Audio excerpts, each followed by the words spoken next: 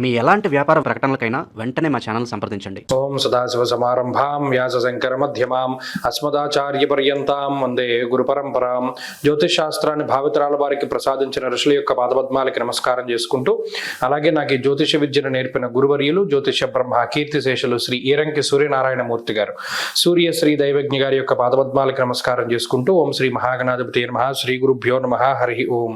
వీక్షకులందరికీ నమస్కారం. ఫిబ్రవరి నెల 22వ తారీఖు లగాయితూ 28 వరకు ఉండేటువంటి గ్రహగతుల ఆధారంగా ద్వాదశ రాశుల వారికి ఈ వారం ఏ విధమైనటువంటి శుభాశుభ ఫలితాలు కలగబోతున్నాయో ఈ కార్యక్రమం ద్వారా తెలుసుకుందాం. అందులో భాగంగా ఈ వారం ఉండేటువంటి గ్రహస్థితిని గమనిస్తే, ఈ వారంలో కూడా గత వారం మాదిరిగానే పంచగ్రహ కూటమి సంభవిస్తూ ఉన్నది. అది కూడా కుంభరాశి ఎందే సంభవిస్తూ ఉన్నది.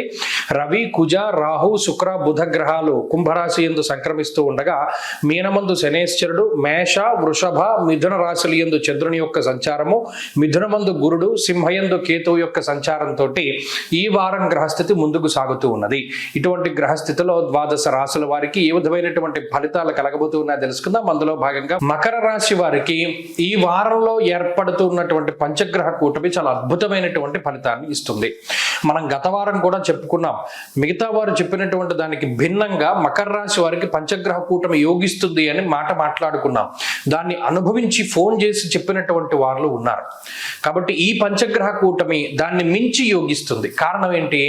కుజుడు కూడా మారిపోయాడు. జన్మస్థానమందు కుజుని యొక్క సంచారం అయిపోయి ఆయన 2వ స్థానానికి వెళ్ళిపోయారు. కాబట్టి అక్కడ రాహువు కానీ, లేదా చంద్రుడు కానీ, బుధుడు కానీ, శుక్రుడు కానీ, ఇవన్నీ యోగించే గ్రహాలుగానే ఉన్నాయి. కుజుని యొక్క పీడ కూడా తగ్గిపోయింది. అందువల్ల అటు శారీరకమైనటువంటి సమస్యలు తగ్గుముఖం పడతాయి. ఎందుకంటే జన్మరాశిగతే భౌమౌ యక్షరాక్షస పీడితం అన్నారు. జన్మరాశి యందు కుజుడు ఉంటే ఒక రాక్షసుడు ఎలా పీడిస్తాడో అలా పీడిస్తాడు. ఇప్పుడు మరి ఆయన మారిపోయారు కదా.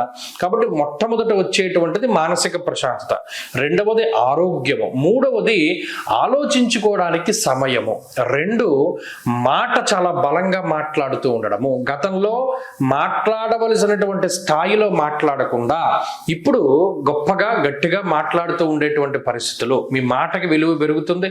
చాలా ధైర్యంగా ఆత్మవిశ్వాసంతో ముందుకు వెళ్ళగలుగుతారు.